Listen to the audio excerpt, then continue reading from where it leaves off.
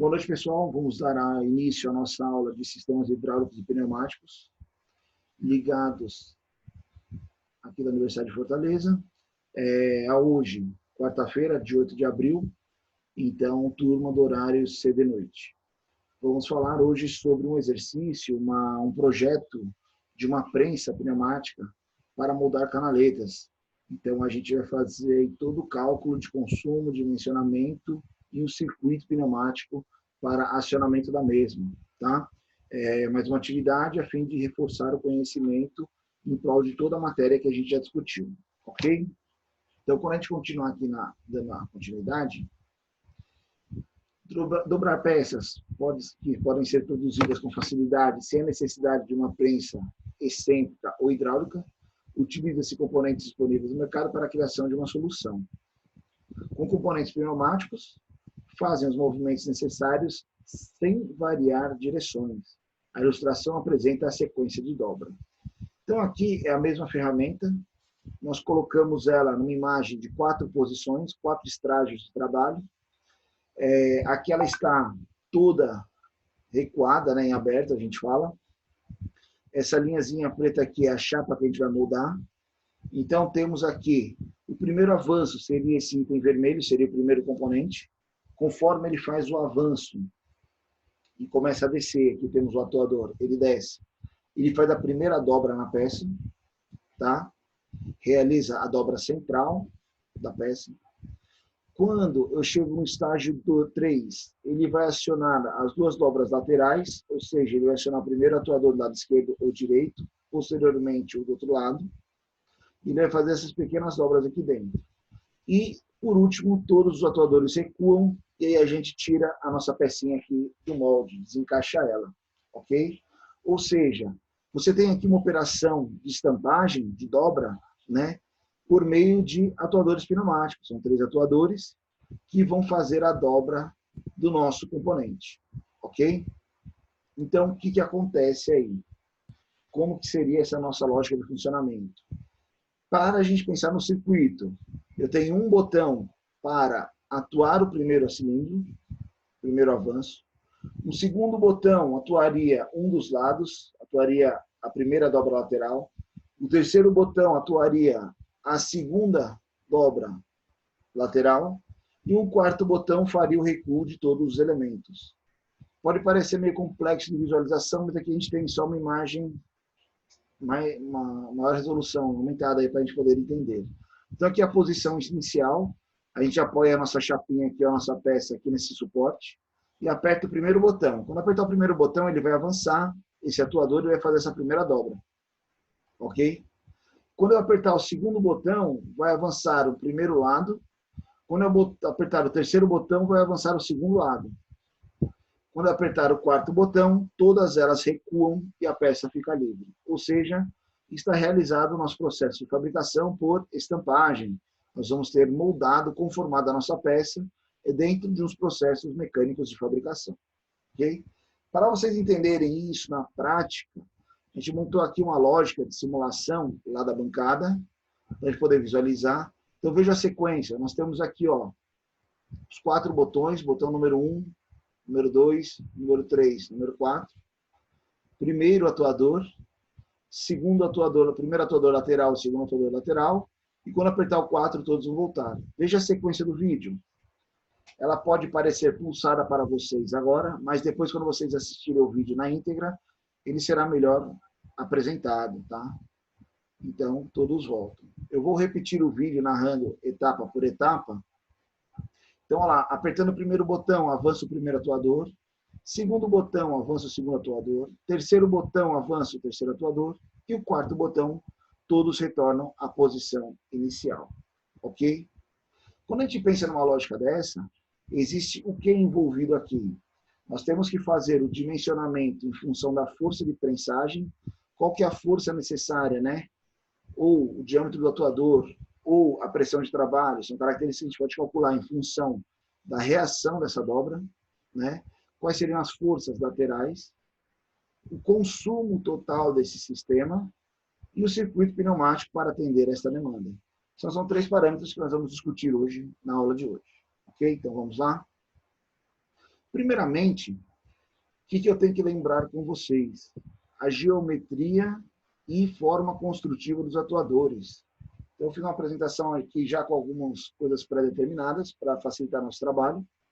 Então, você observando aí essa montagem, primeiramente a gente tem que lembrar que a gente discutiu aula passada. Nosso atuador, os 3 atuadores que a gente usa, eles são atuadores de dupla ação ou simples ação. O que seriam dupla ação? Eu tenho controle de pressão dos 2 lados. Só que, como ele tem apenas uma haste, de um lado eu tenho a área completa do cilindro, do outro lado eu tenho uma área do cilindro, mas eu tenho que descontar a área da haste. Então, aqui eu tenho a fórmula das forças nos sentidos de operações. Então, ou seja, se você observar aqui, essa força está indicando como se ele trabalhasse nesse sentido. E essa força indica como se ele trabalhasse nesse sentido. Como que eu sei disso? Porque eu estou observando a região aqui dos êmbolos em função da haste ou não haste, ok? Então, vamos lá. Quando eu falo aqui do atuador 1, o atuador 1 é o atuador que faz a primeira prensagem. Ele está denominado aqui pela nomenclatura dele como um atuador de duplação. Tá? Ele trabalha, a pressão de rede é de 12 bar. Temos uma pressão de trabalho de 8 bar. Ele tem uma geometria, ou seja, um diâmetro de êmbolo de 100 milímetros, um diâmetro de haste de 55 milímetros e um curso de 300 milímetros. E ele pede aqui para a gente calcular a força de avanço. O que seria a força de avanço? Seria a força que ele faz no sentido quando ele desce, né? Seria o avanço dele, seria o sentido de descida dele aqui, ó, quando ele desce, prensando a peça, ok? Para a gente fazer o cálculo dessa força, o que eu tenho que levar em consideração, que eu tenho que lembrar lá? Qual é o sentido da operação dessa força? Ou seja, é a força que faz com que a haste estenda. Então, eu vou usar o lado que tem a região maior. Com isso, o que acontece? Eu vou ter aqui uma caracterização onde eu vou usar justamente esta fórmula aqui, né? Ó, que seria o avanço considerando a área completa. Ó, tá? Então, só repetindo a nossa fórmula ali, ó, nossa força aqui, ó, de avanço, ela seria π vezes o diâmetro do êmbolo ao quadrado, vezes a pressão, tudo isso sobre 40. Por que sobre 40? Para a gente transformar a nossa equação nas unidades de medida que a gente já usa convencionalmente. Consequentemente, vamos substituir aqui os valores, né? Então, a nossa força de avanço, ela seria π vezes, qual é o diâmetro aqui do êmbolo? 100 milímetros. Então, seria aqui, ó, 100 ao quadrado, né? Vezes a pressão de trabalho, não é pressão de rede, é pressão de trabalho, 8 bar. Vou considerar que é o nosso 8, ok? Tudo isso sobre 40. Pessoal, se tiver algum colega aí que tenha uma calculadora em mãos e nos ajude a calcular, para conferir os valores, seriam de grande valia e otimização de tempo, tá? Estou fazendo as contas aqui. Pelas minhas contas, rapidamente, essa nossa força seria uma resultante em newtons, né? Que é o resultado que tem em função dessa fórmula.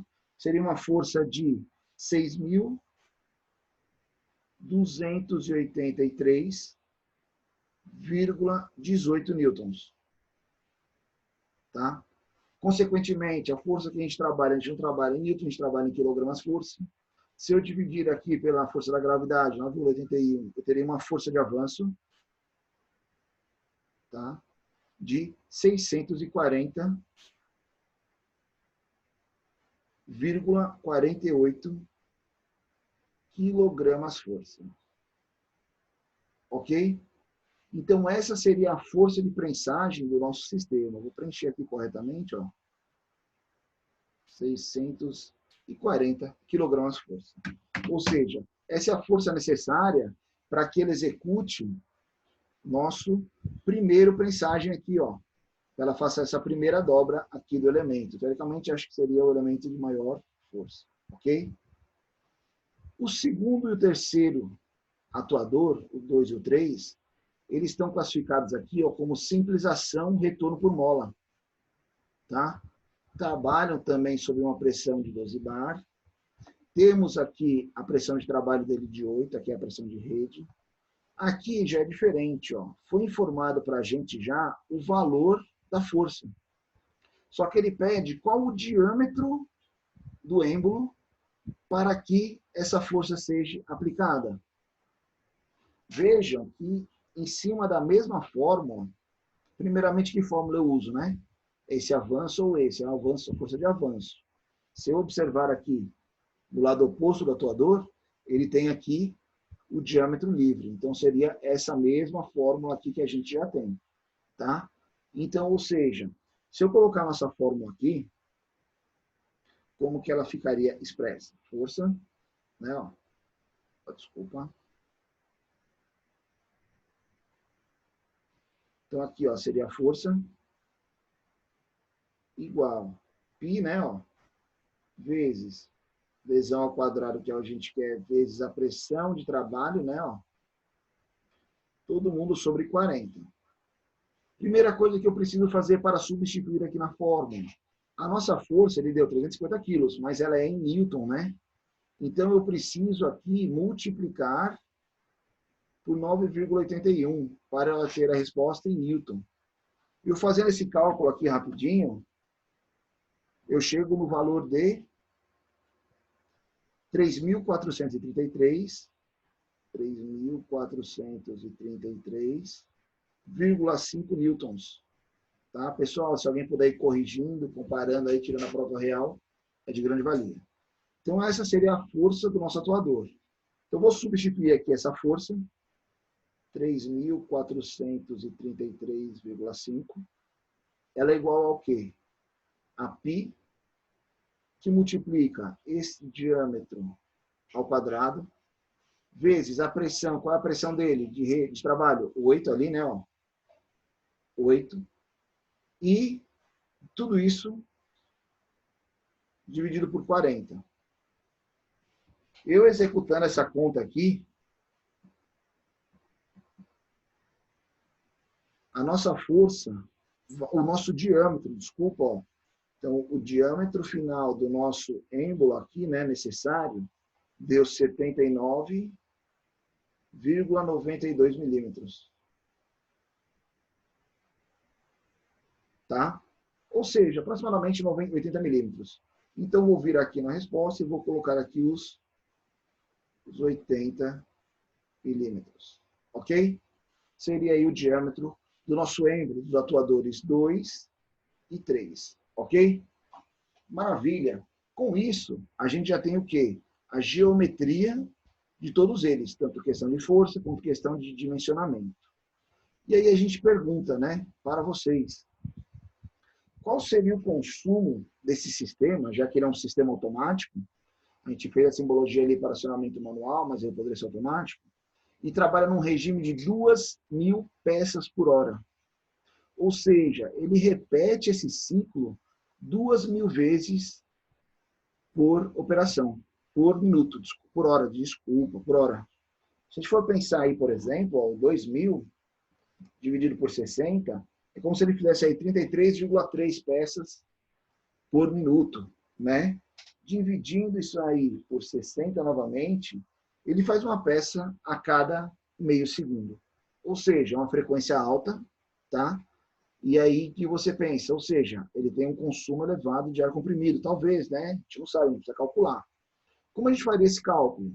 Justamente nessa sequência. Então, se a gente olhar aqui, ó, eu tenho o consumo do atuador 1, consumo do atuador 2 e 3. Esse aqui é o nosso atuador 1. O atuador 1, ele é o atuador lá de duplação, né? Ó, nosso atuador número 1. E aqui seria o atuador 2 e o atuador 3. Eles são similares. Eu vou calcular o atuador 1, que ele é independente. Vou calcular apenas uma vez o atuador 2, multiplicando por 2 seria igual por 2 por 3.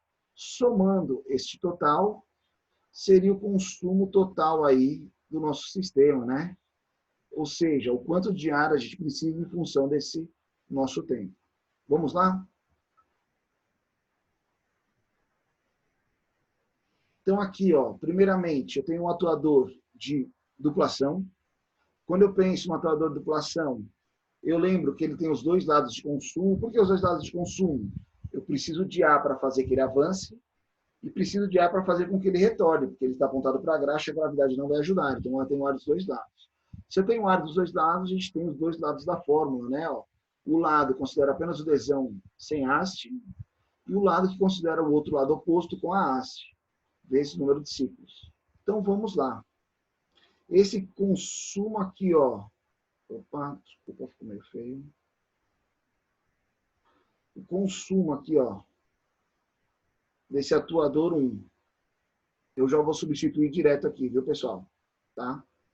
Precisava pegar algumas características dele lá que a gente leu lá em cima. Então, primeiramente, seria π, que multiplica o diâmetro dele, que era 100, ao quadrado, sobre 4, tá? Vezes o curso. Qual era o curso dele lá? O atuador 1 aqui, ó, curso de 300 milímetros. Vamos voltar aqui. Okay. Então, a gente tem aqui um curso de 300 vezes 300 mais o quê? O retorno dele, né? O que seria o retorno dele? Seria a mesma área de retorno, π, que multiplica, só que agora seria o 100 ao quadrado, menos o diâmetro da haste ao quadrado. Quanto seria lá o diâmetro da haste? 55. Então, seria 55 ao quadrado,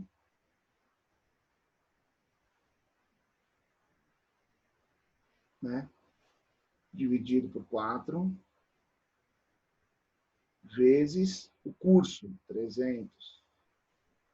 Fecha aspas aqui, vezes o número de ciclos. Nossos ciclos são o quê? 2.000 ciclos. Pessoal, não se assustem com esse número que vai aparecer aí. Quem puder calcular para a gente, vamos lá. Agora eu vou precisar de ajuda. Então, eu vou começar a calcular ele aqui. Tá? 100 ao quadrado vezes π.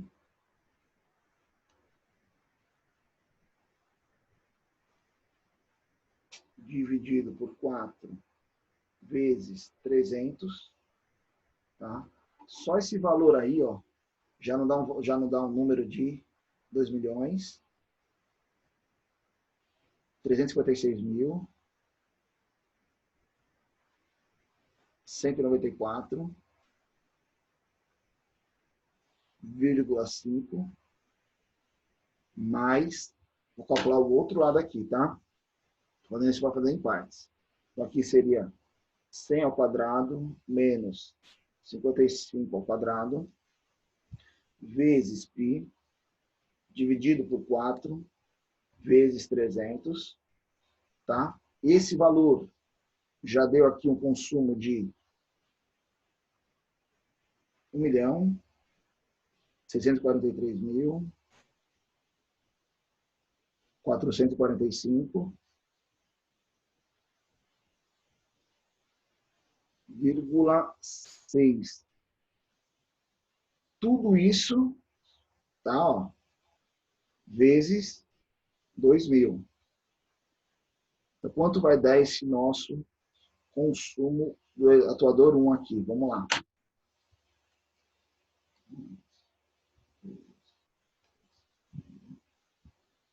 194.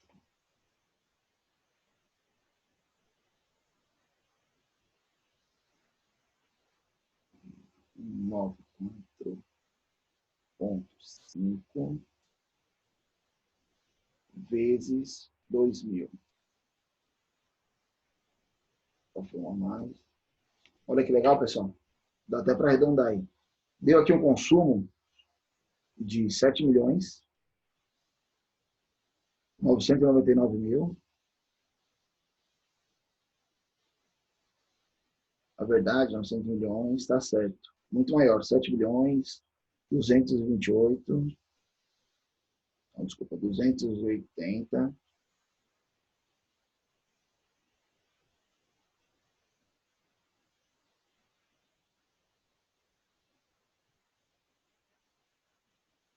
$280. 314.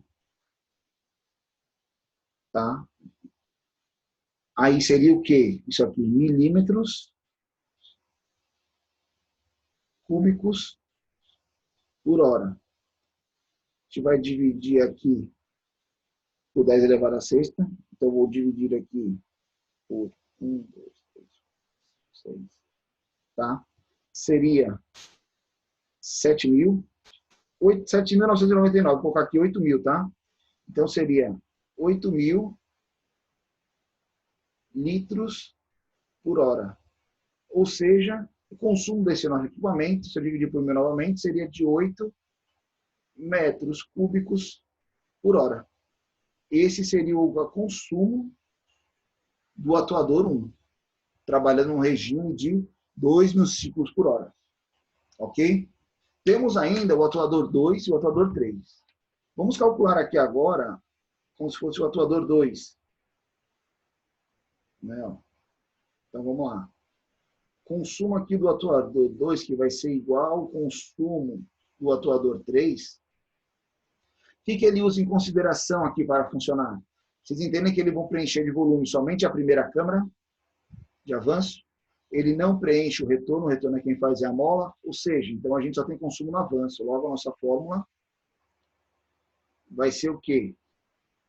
Π Dzão ao quadrado sobre 4, vezes o curso, tudo isso vezes N. Somente isso, porque eu não tenho consumo no retorno. Então, esse lado aqui, ó, ele seria zero, né? Eu não tenho composição de ar ou consumo de ar desse lado. Consequentemente, se a gente substituir os valores aqui, vamos só olhar aqui os valores dele que eu não lembro de cabeça. Então, ele tem um diâmetro de êmbolo de 80 e um curso de 200, tá? Vamos voltar lá. Então, vamos lá. Nossa fórmula aqui seria π, que multiplicaria 80 ao quadrado sobre 4, vezes o curso de 200, tudo isso vezes 2.000. Pessoal, quanto daria esse nosso consumo aqui? 2, que é igual consumo 3. Vamos calcular ele aí rapidinho? 80 ao quadrado vezes π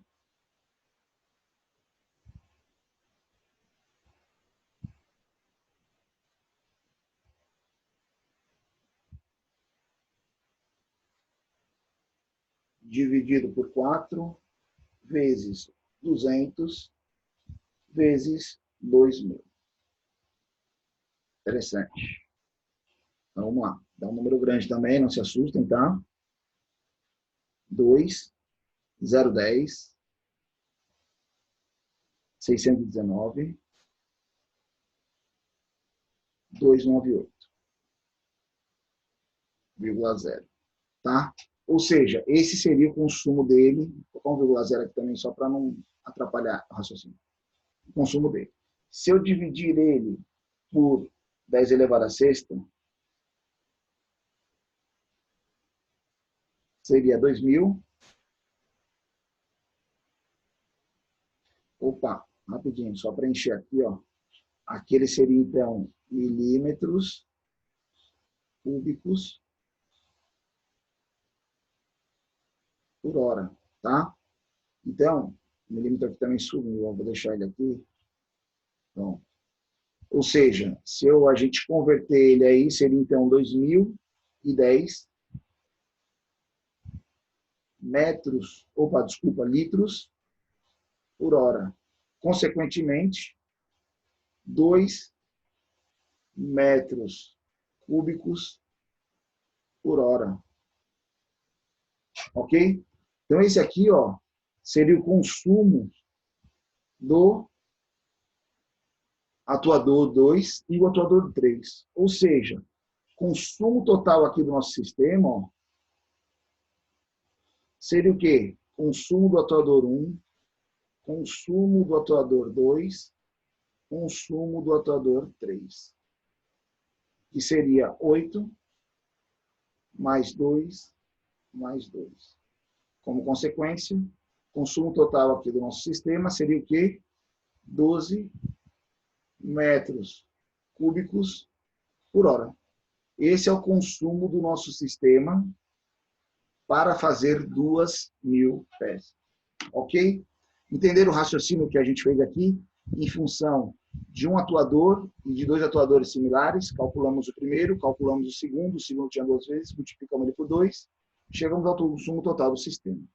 Então, ou seja, para vocês terem uma noção, a gente já tem aqui as pressões de trabalho, a consumo dele, então já poderíamos especificar o que é aí? Compressor, né? Reservatório, que mais? Tubulação também, não tenho aqui as variações, mas aí a gente poderia fazer a variação aqui em função de um percentual do consumo, desculpa, percentual da força, mas aí ele poderia variar bastante, que está 12 trabalhando a 8, tem um ΔP de 4 bar, teoricamente, de diferença, né? Então, se ele variar 1 bar lá, estaria dentro, então, para a gente chegar na tubulação também seria fácil de especificar, ok? Feito toda essa conta, ele pede para a gente fazer o circuito. Pessoal, para fazer o circuito, nós vamos usar uma técnica chamada circuito indireto.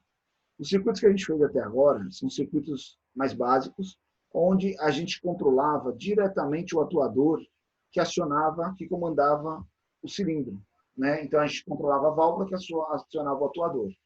Existe um princípio de funcionamento chamado indireto, onde a gente vai ter uma válvula que manda um sinal para uma válvula X, manda sinal para outra válvula Y, e esta válvula Y que controla o sistema. Nós vamos ter uma aula mais para frente falando justamente sobre circuito direto e indireto, mas de início eu vou fazer esse circuito para vocês verem que não é complexo, mas ele requer um pouquinho mais de atenção, um pouquinho mais de raciocínio lógico, de funcionamento, tá? Então, para a gente funcionar ele aqui, eu vou chamar aqui ó, o nosso software lá, o FluidSim, ok? Para a gente entender a lógica de funcionamento dele, eu vou abrir aqui um novo projeto. E para facilitar para a gente, eu vou colocar logo os 3 atuadores. Então, eu sei que eu tenho um atuador duplação e 2 atuadores simples ação. Tá? Por que eu estou colocando eles aqui? Justamente para eu saber e já me orientando todos os elementos que eu tenho que fazer, a alimentação e controle. Tá? Ou seja, isso aqui acontece porque não vou colocar ele na posição lá do elemento, a gente não tem necessidade, o circuito ele pode ser desenhado dessa forma, e lá na forma construtiva dele, depois a gente vê lá que ele tem 1 na vertical e 2 na horizontal, tá? Não tem necessidade de a gente desenhar eles dessa forma aqui, mas estão aqui os 3. Por ser um circuito indireto, olha o que eu vou fazer. Eu vou colocar uma válvula de controle para cada um deles. Eu vou colocar uma válvula que controla esse atuador. Se ele tem 2 pontos de utilização, eu tenho uma válvula com 2 utilizações. Tá?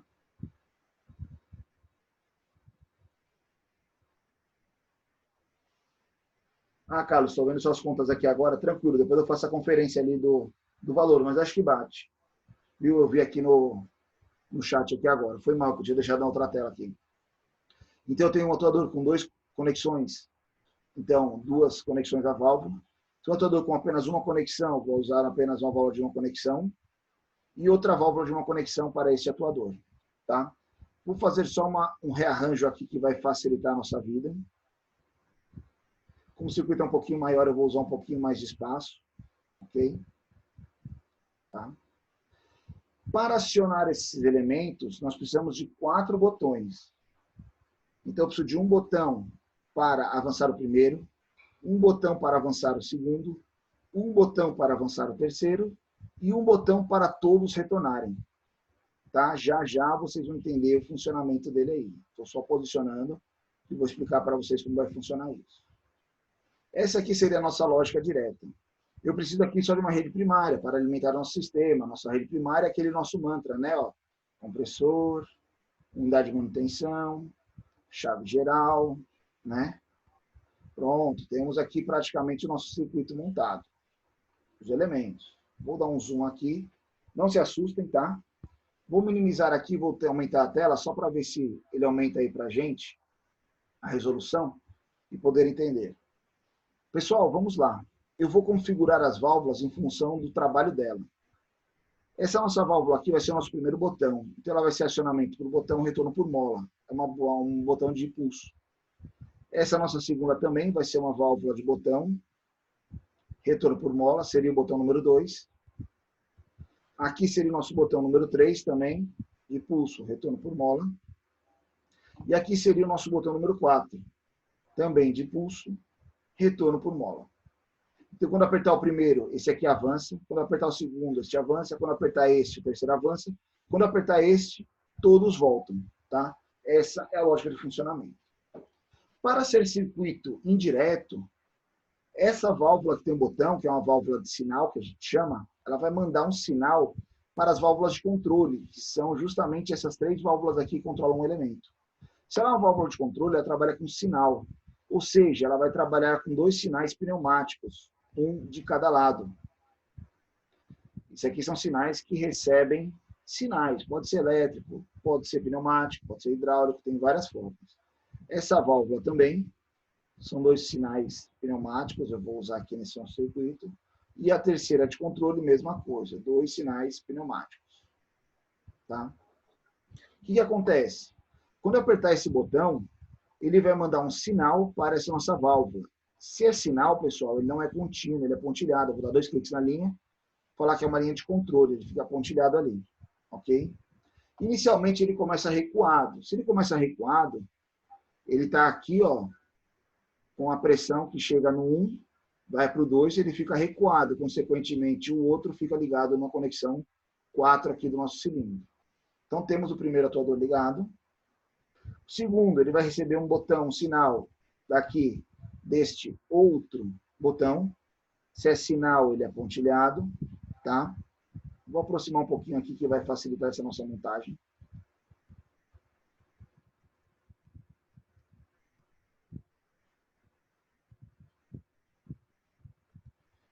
Tá? E esse sinal, essa pressão que chegar aqui no 1, quando for comutada, ela vai lá direto para o atuador. Ok? Então, temos o segundo atuador alimentado. E mesma coisa aqui, esse terceiro botão, ele vai mandar um sinal para essa nossa válvula. Se é sinal, ele é pontilhado. Quando ele sai daqui, chega um na pressão, essa pressão ela vai alimentar o nosso atuador. Então, temos 3 controles montados. Qual que é a outra diferença? O que eu tenho aqui? Ó? Eu tenho aqui o botão que faz todo mundo retornar. Para retornar, eu precisaria dar um estímulo do outro lado da válvula. Então, olha o que eu vou fazer. Eu vou mandar um sinal dessa válvula para esta válvula. Se é sinal, é pontilhado. Tá? Vou mandar um sinal dessa para essa mesma válvula. Pessoal, só para não ficar na frente do circuito, eu vou puxar ele um pouquinho aqui para o lado. Ou seja, ele também é sinal. Tá? Isso aqui seria um T. E aqui eu teria o sinal para a terceira válvula lá, ou na verdade a primeira, né? Vou fazer aqui assim, depois eu configuro ela. Pronto. Vou arrastar ela aqui para o cantinho também. E ela é um sinal pontilhado. Tá? Pronto. A nossa lógica ela está montada. Falta o quê? A gente alimentar todas as pressões e escapes. Né? Eu preciso mandar a rede primária para as válvulas. Rede primária, compressor aqui, ó. O ar sai da unidade de compressão, entra onde? Na unidade de conservação. Unidade de conservação, chave geral, ou seja, 2 acionamentos manuais universais. 3 e 5, 1 é pressão, 3 e 5 é escape. Precisamos alimentar com pressão todas as nossas válvulas. E aí?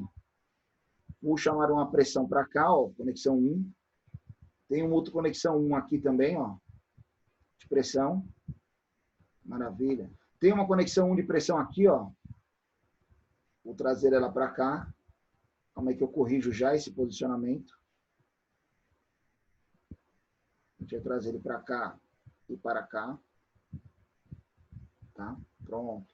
Aqui também tem uma conexão 1 de pressão, ó. Vamos trazer ele para cá. Legal. Aqui ela não está cruzando não, viu, pessoal?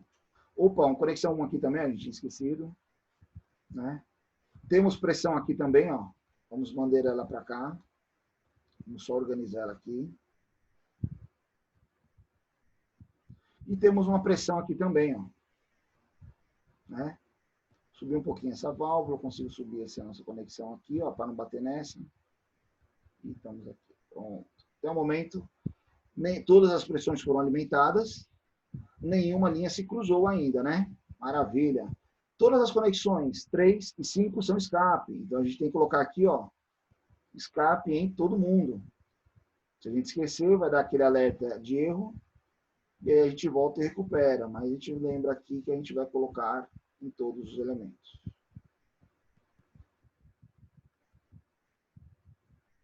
Todos os escapes. Pessoal, olha aí nossos circuitos de 3 atuadores. Estamos usando o quê? 7 válvulas, né? Começando a encarecer um pouquinho ele já, né? Então, todo mundo aqui está silenciado, todo mundo alimentado. Podemos testar o nosso circuito, ok? Como a gente vai testar ele? Vou apertar aqui o play, não deu nenhum erro, maravilha. Vou ligar a pressão, pronto. Qual que era a nossa lógica de funcionamento? Quando apertar o botão 1, olha lá, o atuador 1 avança e preenche a primeira peça. Deixa eu fazer uma coisinha aqui. Acho que vai dar certo.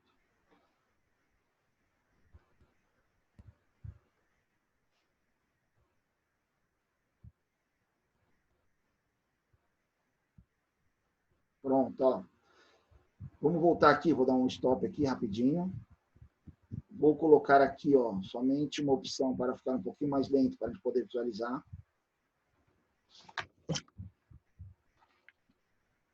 Pronto. Pronto. Então, aperta o botão 1, realiza a dobra central. Quando a gente apertar 1, esse atuador aqui, ó, esse atuador, ele vai fazer com que esse atuador avance, ó. Vou apertar 1. Opa, não deu play aqui. Ligar geral, né? Alimentar todo mundo. Apertei, olha lá ele avançando. Ou seja, ele está preenchendo essa primeira peça. Pessoal, vocês viram que eu só dei um pulso aqui, né? Ó. Pronto. Vou apertar o segundo botão. O segundo botão faz a primeira dobra lateral, seria o segundo atuador, ó. Vou dar um pulso, fez a segunda dobra, ok? Vou apertar o terceiro botão, vai fazer a terceira dobra. Opa, é esse aqui. Fez a terceira dobra. Fez as 3 dobras, precisamos liberar a peça. Para liberar a peça, basta você clicar no quarto botão. Clicando no quarto, todos os atuadores voltam à sua posição inicial. Ou seja, essa seria a lógica do circuito pneumático dessa nossa proposta de projeto, de fazer um sistema de controle, de prensagem e dobra de chapas. 2, 3, todo mundo volta. Ok? Deu para entender, pessoal, essa lógica de funcionamento? Podem abrir o áudio aí, comentar, falar sem problema algum. Vou dar um stopzinho aqui. Vou copiar esse circuito. Só fazer um... Vou copiar esse circuito aqui pra gente, só pra gente jogar ele lá no... Pronto. Aí ele pegou características aqui do... Eu queria jogar ele aqui, ó, no circuito pneumático. Ele pegou aí as janelas que eu uso aqui, que ficou escura para vocês, que vocês não enxergam, mas ela pegou, mas não tem problema. Depois eu edito aí. Então, esse aqui seria o nosso circuito, né? Ó. Vamos novamente aqui. Ligamos a pressão. Ó, ativei o som aqui, dá até para escutar o barulho do som. Primeiro sinal. Olha lá, avançando o primeiro. Avança o segundo. Avança o terceiro. Todos retornam. Ok? Pessoal, era essa a proposta da lógica de trabalho dessa aula. Ou seja, projeto concluído. Fizemos, então, aqui todo o dimensionamento do nosso sistema, entendemos a lógica de funcionamento, a aplicação dele, a aplicação, vimos a sequência de operação, a sequência ela não é aleatória, ela tem que seguir um protocolo para poder funcionar, né, a dobra. Vimos aqui, ó, o projeto lá montado na bancada, comparando com o nosso que a gente fez aqui no simulador. Olha lá, terceiro, vai avançar. Apertou o quarto, todos voltam. Mesma coisa aqui, ó, apertou o primeiro, avança. Apertou o segundo, avança. Apertou o terceiro, avança. Aperta o quarto, todos voltam. Pessoal, esse desenho que está feito aqui é o mesmo lógica que está montada aqui na bancada. São as mesmas válvulas, os mesmos botões, as mesmas nomenclaturas, nada muda, ok? O que está desenhado aqui é o que está montado aqui. Quando a gente voltar nas aulas presenciais, a gente vai fazer essa montagem lá, ok? Então, fizemos aqui, o dimensionamento, né, do nosso circuito, que a gente pediu alguns parâmetros. Então, vimos a força de avanço do atuador 1 para fazer a primeira prensagem. Vimos o diâmetro do segundo atuador, que ele já tinha dado a força para a gente, 350 quilos. Vimos o diâmetro dele, damos uma arredondada, né? Inicialmente tinha dado 79,92, tinha arredondou para 80, tá? Vimos aqui o consumo dele, não preenchemos aqui, ó. Podia ter preenchido, né? Qual é o consumo do atuador 1? Vamos lá rapidinho aqui, ó, dá para a gente preencher. Caneta. Como melhorar a aula assim, né? Com a canetinha, deu para entender já hoje, né? Então aqui, ó, é 8, né, bar. Opa. Aí, pessoal. Vou apagar esse pontinho vermelho aí, que ele dificulta a nossa visualização.